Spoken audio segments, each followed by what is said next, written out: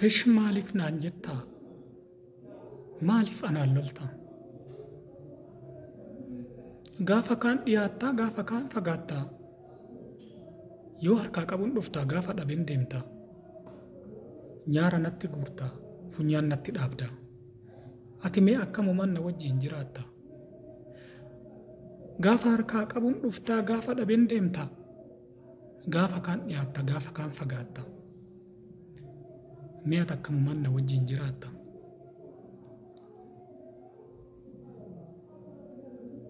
Qalbii kee gurgurtee hanga yoomii deemta? Bifa kee bareeda maallaqaan jijjiirta. Ani horiin qabu ka'ii narraa deemi. Bifa kee bareeda gurgurii duroomi. Achis waa turtaami hangamiyyuumi. Kan biraa argattu ooltee waa bultaami. Bifa kee yoo ilaala intala garraami.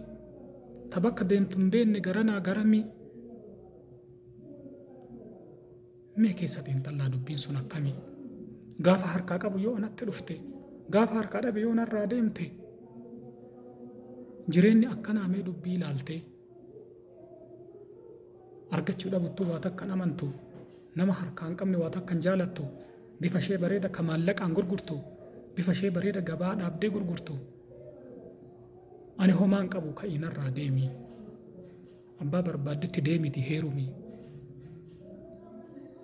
Bifa kee bareeda maallaqaan jijjiiri. Ani hin barbaadu ka'ii narraa deemi. Intala bareeda ta qalbii gurguraa. Namuma waa qabu bitataatiin oola. Akkanan ta'in yaa bareeda intala. Bifa kee gurgurattee maallaqa jijjiirtaa. Onni koo tokkicha bakka meeqatti hirtaa?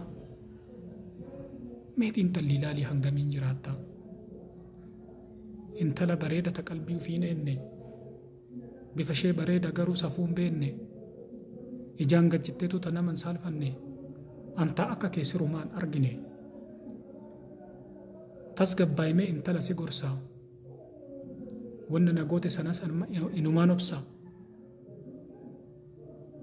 Kanaafuu siin jedhee mee bifa kee hin jiraadhu. Onnee kee raabsinii tokkicha filadhu. Intala bareeda hardha malee hin beekne.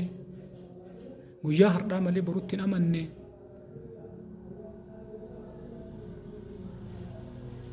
Ani harkaan qabu ka'ii narraa deemi.